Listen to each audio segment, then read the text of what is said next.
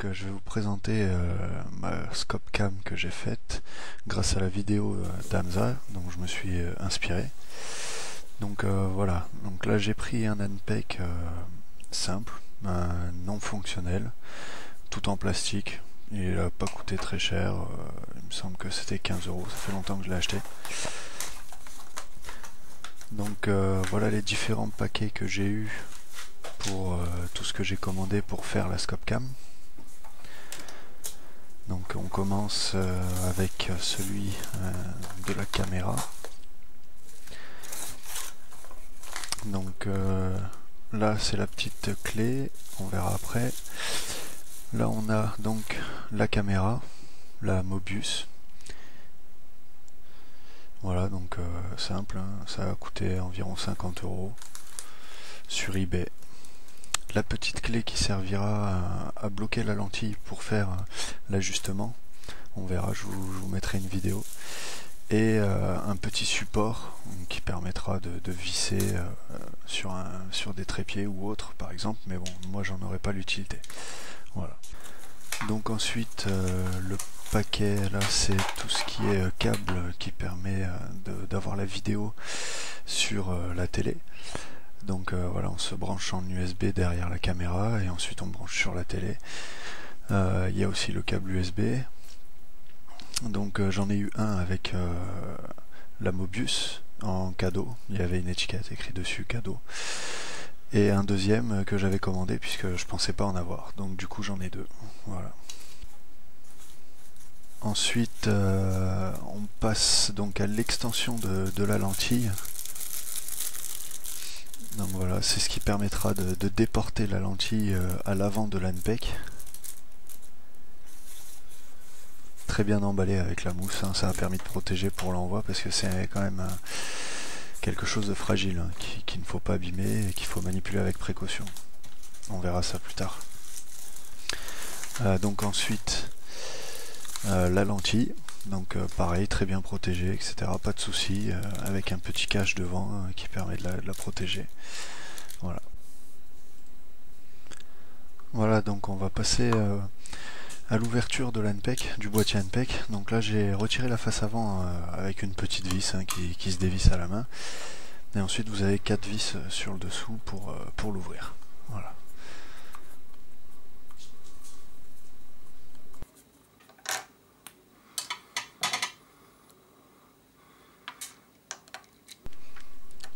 Donc ensuite on va enlever la partie sur la face avant où il y aura la lentille de la caméra.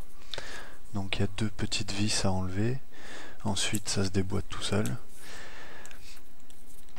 Ensuite il faut désoldariser la partie noire et la partie sable pour pouvoir après usiner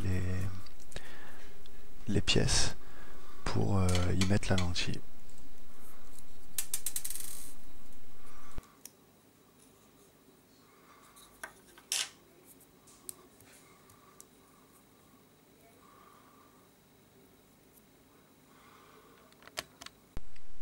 Donc on va passer à l'usinage de la partie beige pour pouvoir faire passer la lentille.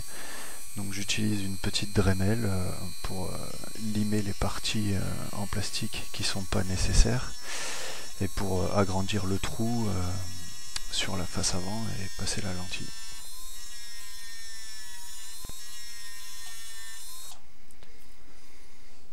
Voilà. Après, une fois que c'est fait, on fait un petit coup débavurage pour enlever les petites parties plastiques qui pourraient gêner à l'insertion de la lentille. Et puis pour nettoyer, faire plus propre.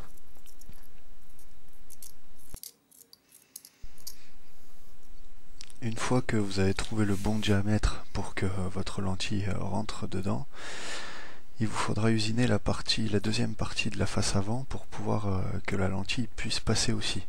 Donc moi j'ai fait volontairement le choix que la lentille soit légèrement serrée pour que le tout tienne et que ça se coince légèrement. Après c'est à vous de voir si vous voulez faire le trou un peu plus large en fonction de ce que vous voulez faire. Donc je tiens aussi à préciser que c'est la première fois que je fais une scope cam comme ça.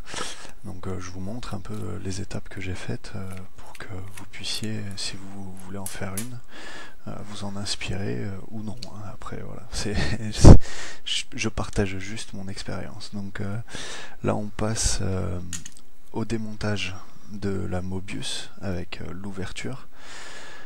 Donc il faudra des tournevis de précision pour l'ouvrir parce que les vis sont assez petites. Donc voilà, petite comparaison avec la deuxième batterie. Voilà les différences de taille. Donc là j'enlève la batterie.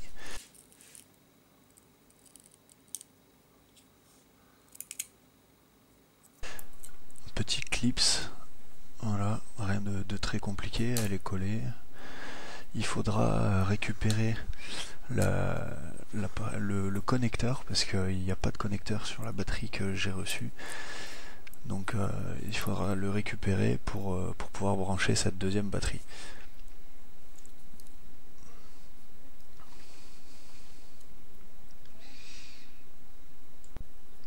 Donc maintenant on va démonter la lentille.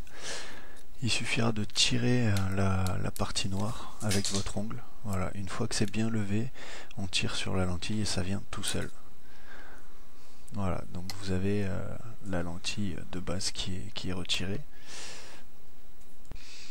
Donc après on va enlever la lentille du socle, du capteur. On utilise la petite clé Allen qui est livrée avec, qui sert à verrouiller la lentille une fois qu'on a fait le focus. Donc tac, on dévisse, ce qui va permettre de libérer la lentille pour après la dévisser et la retirer pour la changer avec la deuxième qu'on a achetée qui fait zoom.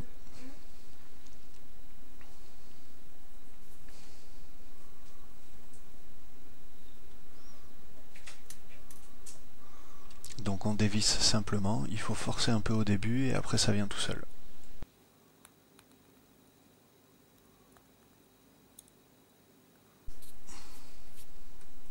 Une fois que vous avez remplacé la lentille sur le capteur, on va donc mettre la rallonge en place.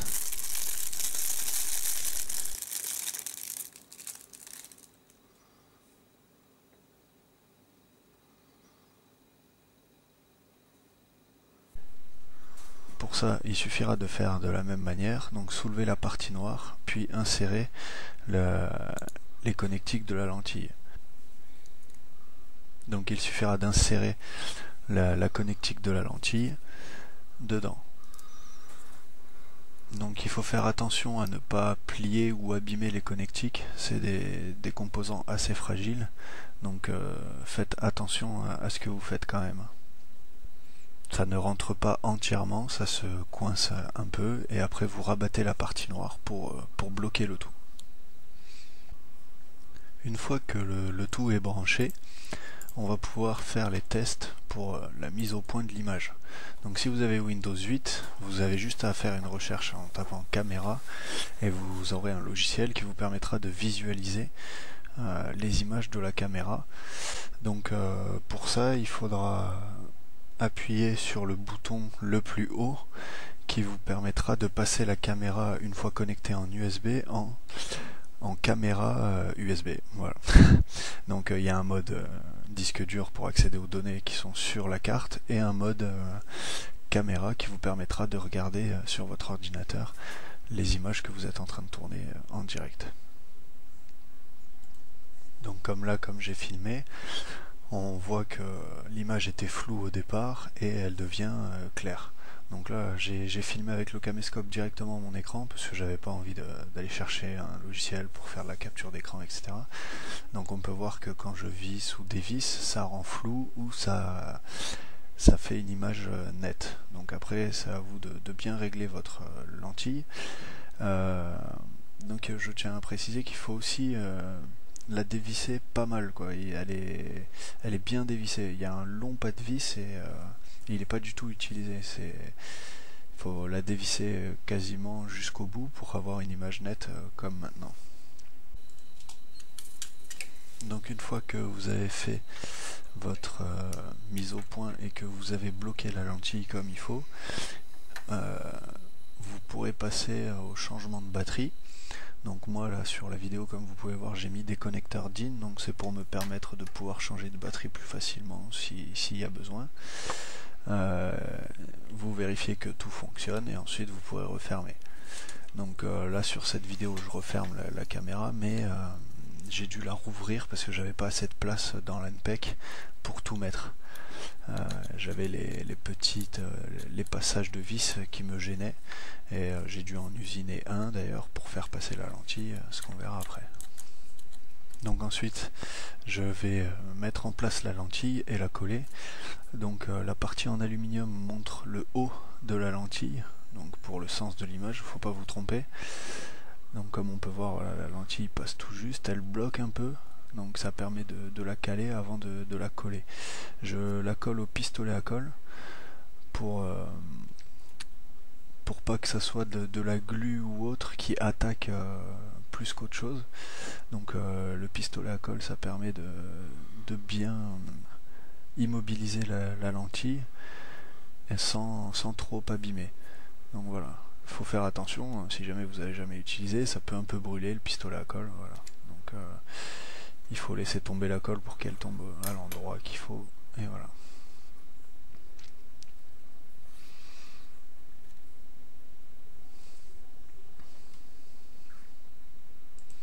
Donc après avoir tout mis en place comme vous le voulez dans l'unpack, vous prenez des mesures et vous essayez de faire un trou au-dessus du bouton marche arrêt pour pouvoir avoir accès au démarrage de la caméra. Donc moi j'ai essayé de prendre des mesures, etc. et de faire un trou au-dessus pour après faire passer un bouton, donc que j'ai fait avec une vis que j'ai coupée et que j'ai collé sur le bouton. Sachant que j'avais un peu moins de place, j'ai l'impression, dû au passage de vis de l'unpack que Hamza, et du coup mon bouton est un peu décalé et n'est pas exactement en dessous du faux bouton de l'unpack. Ensuite j'ai procédé de la même manière pour faire les trous pour la lumière. Bon, je me suis trompé, j'ai fait un trou un peu à l'ouest et du coup j'ai essayé de cacher un peu la misère, mais je trouve que le rendu est assez sympa avec de la colle que j'ai fait passer par en dessous, et du coup de l'autre côté ça fait un peu comme si c'était des LED qui ressortaient. Donc vous voyez, ça marche super bien, on voit la lumière qui passe à travers, etc. Ça permet de cacher un peu la misère. Donc voilà, la Scopcam terminée. On peut voir que j'ai fait un trou pour faire passer les câbles USB et récupérer la carte SD sans avoir à tout démonter. Donc là il est mis sur une réplique, vous pouvez voir un peu ce que ça donne. Donc voilà, j'espère que la vidéo vous a plu, que ça vous aura donné des infos et que ça vous aura aidé, que ça n'a pas été trop long aussi, et puis si ça vous a plu, n'hésitez pas à vous abonner et à partager. Voilà, allez, à plus tard tout le monde, ciao ciao.